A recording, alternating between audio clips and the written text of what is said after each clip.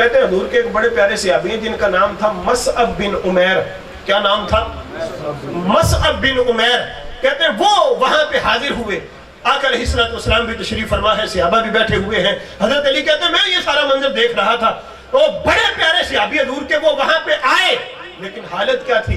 कहते मा अलैहि इल्ला बरदतुम मरकुआ, उनके जिस्म पे लिबास पूरा नहीं था, सिर्फ एक चादर में जिस्म को छुपाया हुआ था, एक चादर पूरे जिस्म पे, और वो चादर भी ऐसी चादर थी कहते हैं वो जगह जगह से फटी हुई थी, पेमद लगे हुए थे, जहां से फटी वहां चमड़े का टुकड़ा रख के उसको सलाई कर दिया गया था। इस तरह जगह जगह से फटी हुई चादर है कौन? नबी के सहाबी।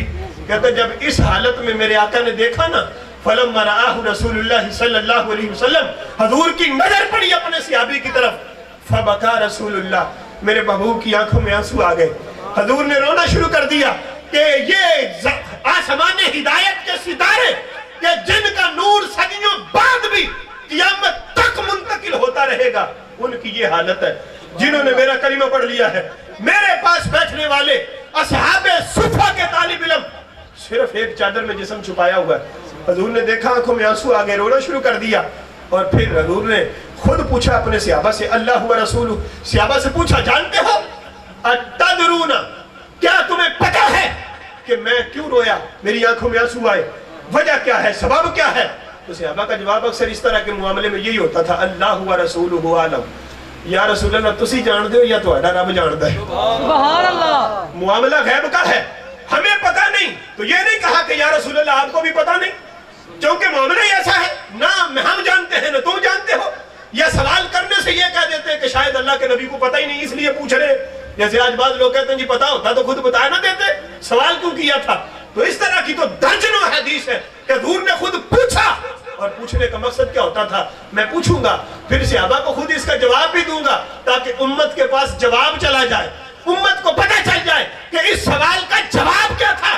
सवाल करना कोई ये नहीं कि कम इल्मी पे दलालत करता है, या इल्म नहीं था तो फिर पूछा है, नहीं।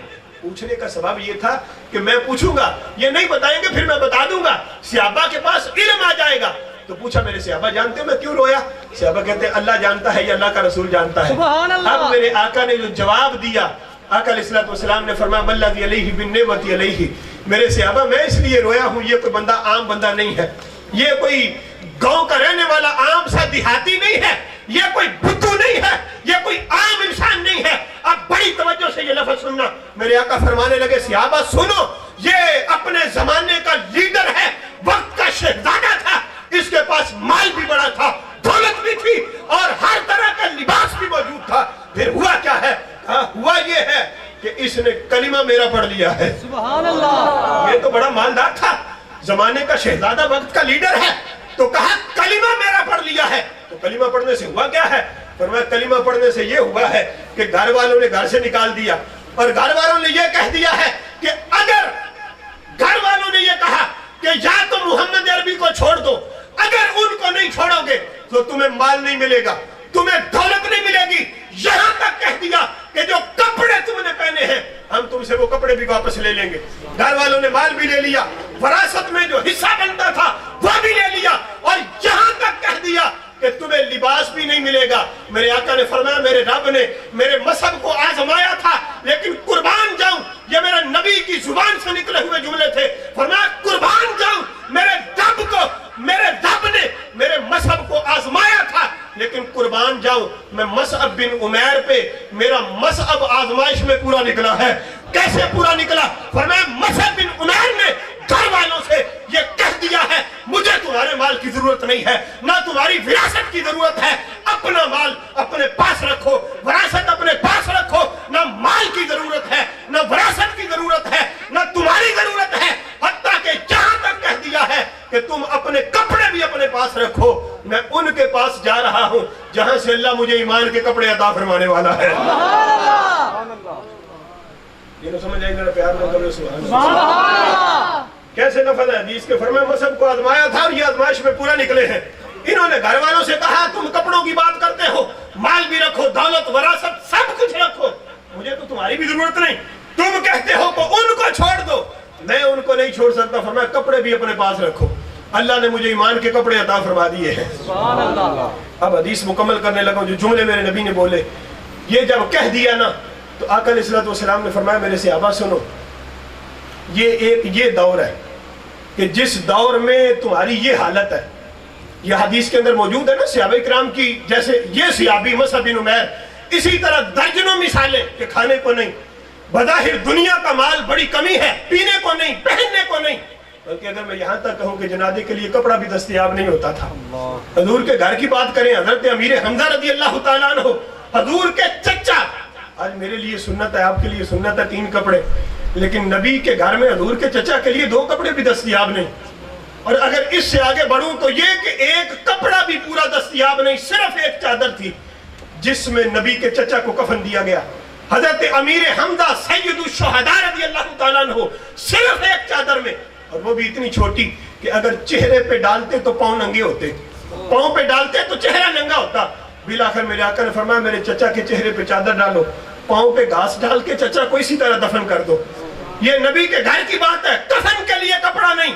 اور یہ بھی حدیث کے اندر موجود ہے، صحابہ کرام ایک ایک کھجور کھا کے سارا دن گزارا کرتے تھے، دوسری کھجور بھی دستیاب نہیں ہوتی تھی۔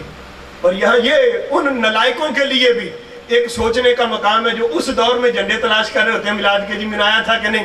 جس دور میں کھانے کے لیے کھجور نہیں، وہاں سے میلاد کے جھنڈے تلاش کرنا کتنی بڑی بے وقوفی ہے، کتنی بڑی کم علمی کی دلالت ہے کہ کفن کے لیے کپڑا نہیں اور تم جھنڈوں کے لیے کپڑے ڈھونڈ رہے کہ بھائی نبی کے صحابہ نے جھنڈے نہیں لگائے، فلاں نے نہیں لگایا۔ دلیل اس کی موجود ہے، وہ جبریل امین خود جھنڈے لگا رہے تھے، دلیل کے طور پہ وہ موجود ہے، کعبے کی چھت پہ بھی لگایا، مشرق مغرب ہر جگہ جھنڈے لگ رہے تھے نبی کریم صلی اللہ علیہ وسلم کی عظمت کے۔ لیکن صحابہ کرام سے اس کا تلاش کرنا یہ بے وقوفی نہیں کہ کھجور کھانے تک کو دستیاب نہیں، اور یہ کہیں کہ وہاں لائٹیں لگی تھی کہ نہیں لگی تھی، میلاد پہ اہتمام ہوا تھا یا نہیں ہوا تھا، نبی کے چچا کے لیے کفن کا کپڑا دستیاب نہیں، اور پھر کھجور ایک اور بعد اوقات وہ ایک بھی دستیاب نہ ہوتی۔ نبی کریم صلی اللہ علیہ وسلم کے صحابہ کے بارے بتا رہا ہوں، ایک کھجور کھا لیتے اور اگلے وقت کے لیے نہ ہوتی گٹھلی سنبھال کے جیب میں رکھ لیتے کہ اگلے وقت میں کھجور نہیں ہوگی، گٹھلی کو چوس کے گزارا کر لیں گے۔ اب یہ وقت تھا۔ اب حدیث کے آخری جملے ہیں، بڑی توجہ سے سننا، اگر توجہ نہ کی تو میں کہوں گا یہ بہت بڑی ناانصافی ہے۔